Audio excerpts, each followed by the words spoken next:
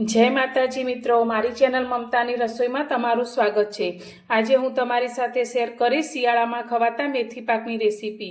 तो आ मेथी पाक बनाववा माटे मैं अत्यारे वजन में 100 ग्राम अने एक वाटकी भरी अने झीणा मेथीना दाणा लीधा छे। तो हवे आपणे आ मेथी पाक बनाववा माटे आ मेथीना दाणानो एकदम झीणो पाउडर तैयार करीशुं। तो तेना माटे अत्यारे आपणे एक मिक्सर जार लई लईशुं अने आ मेथीना दाणाने जारनी अंदर लई लईशुं અને તેનો ફાઇન પાવડર આપણે તૈયાર કરીશું। મેથીને આપણે પીસી લીધી છે। તો આ રીતે આપણે પીસી અને એક સાધારણ કકરું રહે તે રીતનો પાવડર તૈયાર કર્યો છે। તો હવે આપણે આને એક બીજા બાઉલની અંદર લઈ લઈશું।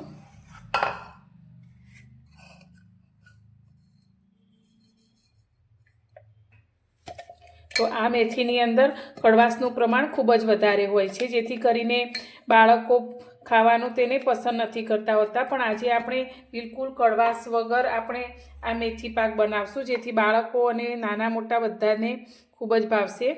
હવે આપણે આ મેથીની કડવાશ દૂર કરવા માટે તેની અંદર દૂધ ઉમેરીશું। તો અત્યારે આપણે આ આપણો મેથીનો પાવડર બધો જ પલળી જાય તે રીતે દૂધ ઉમેરવાનું છે। તો અત્યારે 200 ml જેટલું આપણે દૂધ ઉમેરીશું અને તેને મિક્સ કરીશું। તો આ રીતે दूधमां मेथीना पाउडर ने उमेरवाथी तेमां 80% जेटली कड़वाश दूर थई जाय छे।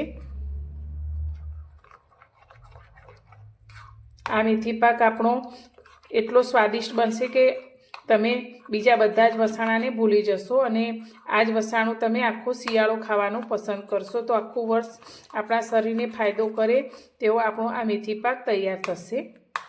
मेथीना पाउडरने आपणे दूधनी अंदर मिक्स करी लीधो छे। तो हवे आपणे आने 4 कलाक माटे ढांकी अने रेस्ट आपीशुं, जेथी आपणा जे मेथीनो पाउडर छे ते दूधनी साथे सारी रीते मिक्स थई अने फूली जशे। मेथीना पाउडरने दूधमां पलाळे आपणे 4 कलाक जेटलो समय थई गयो छे।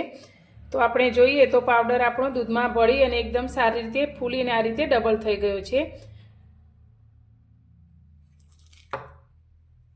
गैस पर आपणे कढ़ाई राखी है। तो कढ़ाईनी अंदर आपणे घी एड करीशुं। तो अत्यारे मैं मेथी पाक बनाववा माटे 300 ग्राम जेटलुं घी लीधुं छे। तो आ 300 ग्राम घीमांथी आपणे अत्यारे 2 मोटी चमची जेटलुं घी कढ़ाईनी अंदर लईशुं। हवे आपणे आ घीनी अंदर जे मेथीने दूधमां पलाळीने राखी छे ते अंदर लई अने तेने रोस्ट करीशुं।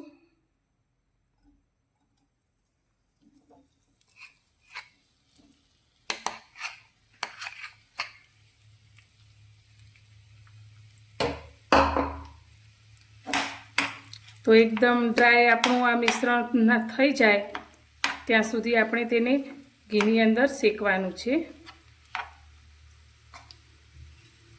तो गैसनी फ्लेम अत्यारे आपणे मीडियम करी दईशुं अने एकदम मेथी आपणी छूटी छूटी न थाय त्यां सुधी तेने शेकीशुं। तो मेथी खावाना खूब ज फायदा छे, आपणे बधा ज जाणीए छीए। मेथीनी तासीर थोड़ी गरम होवाथी शियाळामां खावाथी आपणने शियाळामां थती शरदी खांसीमां खूब ज राहत मळे छे। अने मेथी आपणने वायुना कारणे जे सांधाना दुखावा थता होय, कमरनो दुखावो थतो होय, ढीचणनो दुखावो थतो होय तो तेमां पण खूब ज सारी एवी राहत करे छे।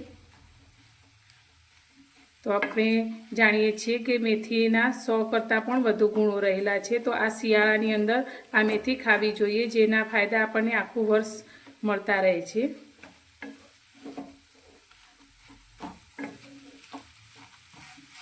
डायाबिटीसना पेशंट होय तेमना माटे पण मेथी खूब ज उपयोगी छे। ब्लड प्रेशर होय तो पण आ मेथी खावाथी खूब ज फायदो थाय छे। मेथीना पाउडर ने घीमां शेकाता लगभग आपने 15 मिनिट जेटलो समय थई गयो छे। तो आ रीते दूधमां पलाળી अने घीमां शेकवाथी मेथीनी अंदर रहेलो कड़वो स्वाद बिल्कुल जतो रहे छे अने मेथी खावामां खूब ज सारी लागे छे। तो बाळको पण आ रीते तमे मेथी पाक बनावशो तो सारी रीते खाई शकशे। तो आपणे आ रीते मेथीना पाउडरने शेकी लीधो छे ने एकदम ड्राय आपणो आ पाउडर थई गयो छे। तो आ रीते एकदम ड्राय थाय त्यां सुधी तेने शेकवानो छे, जेथी आपणो मेथी पाक लांबा समय सुधी सारो रहे। तो हवे आपणे गैसनी फ्लेम बंद करी दईशुं अने आ पाउडरने आपणे एक थाळीनी अंदर काढी लईशुं। ગેસ પર આપણે ફરી કઢાઈને ગરમ કરવા મૂકી છે. તો તેની અંદર અત્યારે મેં 50 ગ્રામ કોપરાનું છીણ લીધું છે, તે અંદર લઈ લઈશું અને તેને આપણે થોડું ડ્રાય રોસ્ટ કરી લઈશું. તો કોપરાના છીણમાં તેલનો ભાગ હોય છે, તેથી આપણે ઘી એડ નથી કરવાનું અને તેને 1 મિનિટ માટે આ રીતે ધીમા ગેસની ફ્લેમ પર આપણે રોસ્ટ કરી લઈશું. કોપરાનું છીણ પણ આપણું રોસ્ટ થઈ ગયું છે, તો તેને પણ આપણે મેથીની થાળીમાં લઈ લઈશું. ગેસ પર આપણે ફરી તે જ કઢાઈને ગરમ કરવા રાખી છે. તો તેની અંદર આપણે 1 નાની વાટકી બદામ લીધી છે, તે અંદર લઈશું અને સાથે આપણે તેટલા જ કાજુ લીધા છે, તે અંદર લઈશું અને તેને રોસ્ટ કરી લઈશું. તો કાજુ અને બદામ તમે તમારા ટેસ્ટ પ્રમાણે થોડા વધારે કે ઓછા પણ લઈ શકો છો. તેને પણ આપણે 2 મિનિટ માટે આ રીતે રોસ્ટ કરી લઈશું. કાજુ અને બદામ પણ આપણા રોસ્ટ થઈ ગયા છે. તો મિક્સર જારમાં લઈ તેનો આપણે અધકચરો ભૂકો કરી લઈશું. કાજુ અને બદામનો આપણે આ રીતે અધકચરો ભૂકો કરી લીધો છે, તો તેને પણ આપણે થાળીની અંદર લઈ લઈશું. ફરી ગેસ પર આપણે કઢાઈને ગરમ કરવા મૂકી છે. તો હવે આપણે લીધેલા ઘીમાંથી 3 મોટી ચમચી જેટલું ઘી કઢાઈની અંદર લઈશું.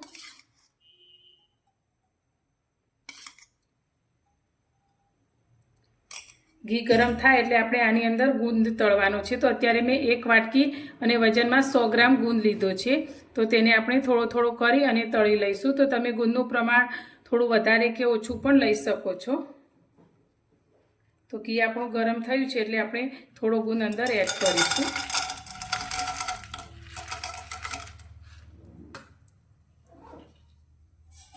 અને આ ગુંદને આપણે સારી રીતે તળવાનો છે.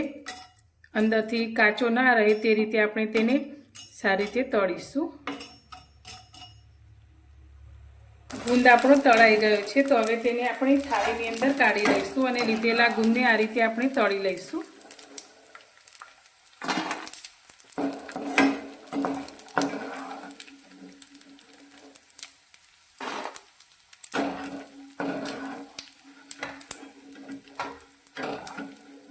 ગુંદને મેં તળી લીધો છે અને થોડો ઠંડો થાય પછી તેને આપણે આ રીતે ફ્લેટ વાટકી લઈ અને થોડું પ્રેસ કરીશું અને તેનો ભૂકો કરી લઈશું. તો આ રીતે તળેલો ગુંદર જલ્દીથી ભૂકો થઈ જાય છે. ગુંદને પણ આપણે આ રીતે ઝીણો કરી લીધો છે, તો તેને પણ આપણે થાળીની અંદર લઈ લઈશું.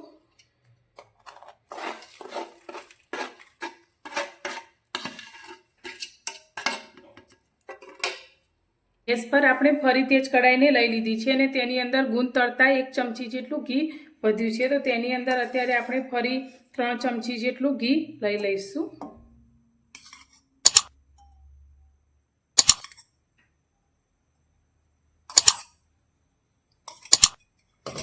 આપણું ઘી ગરમ થાય એટલે અત્યારે મેં 1 વાટકી અને વજનમાં 50 ગ્રામ ઘઉંનો ઝીણો લોટ લીધો છે. એટલે આપણે જે ભાખરીનો થોડો કરકરો લોટ હોય તેવો લીધો છે, એકદમ ઝીણો પણ નહીં અને એકદમ જાડો પણ નહીં. ભાખરીનો હોય તે તો એ આપણે કઢાઈની અંદર લઈ લઈશું. ગેસની ફ્લેમ આપણે ધીમી રાખી અને આ લોટને આપણે શેકીશું.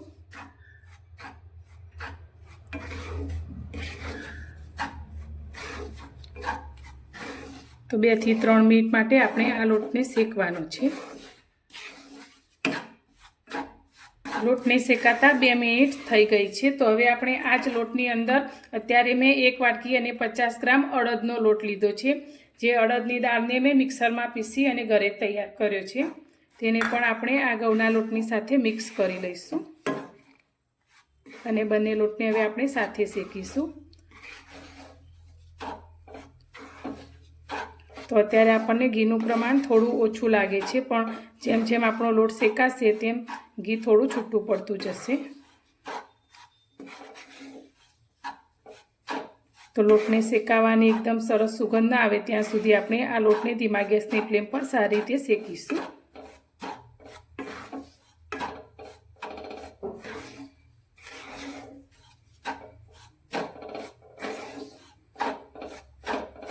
બંને લોટ આપણા સારી રીતે શેકાઈ ગયા છે અને એકદમ સરસ સુગંધ પણ તેની આવવા લાગી છે. તો હવે આપણે આ લોટને પણ મેથી અને ગુંદની થાળીની અંદર લઈ લઈશું. બધી જ વસ્તુને આપણે થાળીની અંદર ભેગી કરી લીધી છે. તો હવે તેની અંદર અત્યારે મેં ગંઠોડાનો પાવડર લીધો છે 2 ચમચી, તે આપણે અંદર લઈ લઈશું. અને સાથે આપણે 2 ચમચી સૂંઠનો પાવડર લઈશું. તો આનાથી શિયાળામાં થતી શરદી અને ઉધરસમાં રાહત થશે. હવે આપણે આ બધી જ વસ્તુને સારી રીતે મિક્સ કરી લઈશું.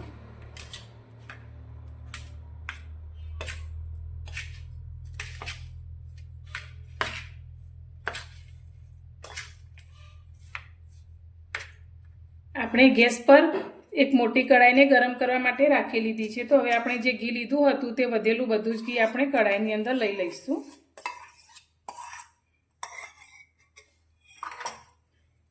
ઘી ગરમ થાય એટલે અત્યારે મેં 500 ગ્રામ ઝીણો કરેલો આ રીતે ગોળ લીધો છે. તો તે ગોળને આપણે ઘીની અંદર લઈ લઈશું.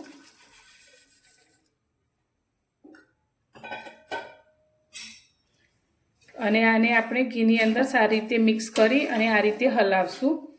તો આપણે આનો કોઈ પાયો નથી કરવાનો, પણ આપણો ગોળ આ રીતે ઓગળી જાય ત્યાં સુધી તેને આપણે મિક્સ કરીશું. ગોળ આપણો વધુ પડતો ગરમ થઈ જશે તો આપણો જે આ મેથી પાક છે સારી રીતે જામશે નહીં અને તેના પીસ પણ સરખા નહીં થાય. તો આપણે ગોળને ફક્ત ઓગાળવાનો જ છે.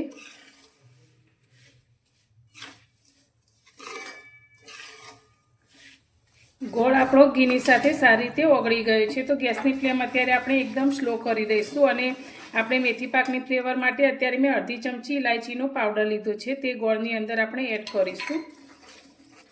અને હવે આપણે જે મેથી ગુંદનું મિશ્રણ કરીને રાખ્યું છે તેને આપણે થોડું થોડું કરીને આ રીતે અંદર એડ કરતા જઈશું.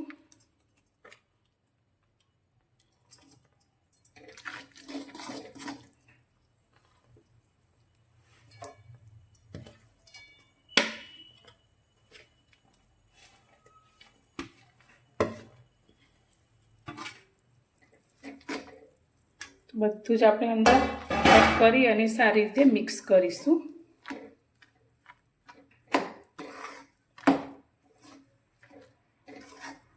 ગેસની ફ્લેમ હવે આપણે બંધ કરી દઈશું.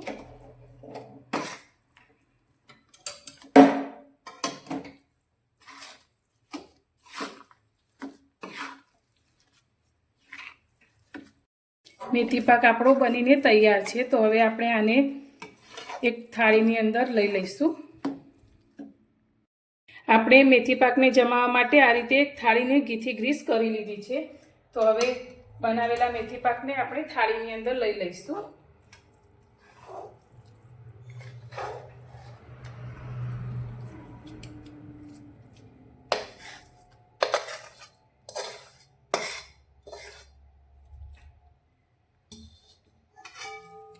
અને બધી જ બાજુથી સરખી રીતે ફેલાવી લઈશું. ઉપરથી આપણે થોડીક બદામ અને પિસ્તાની કતરણથી ગાર્નિશિંગ કરીશું. અને આ મેથી પાકને આપણે 2 થી 3 કલાક માટે સેટ થવા માટે રાખી લઈશું.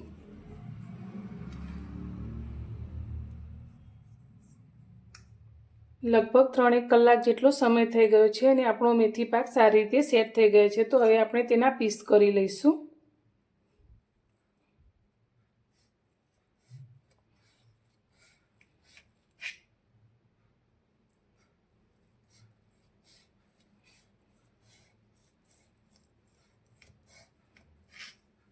મેથી પાકના પીસ આપણે કરી લીધા છે. તો હવે તેને આપણે બહાર કાઢીશું. તો આ રીતે તાવીતાની મદદથી આપણે તેને બહાર કાઢીશું.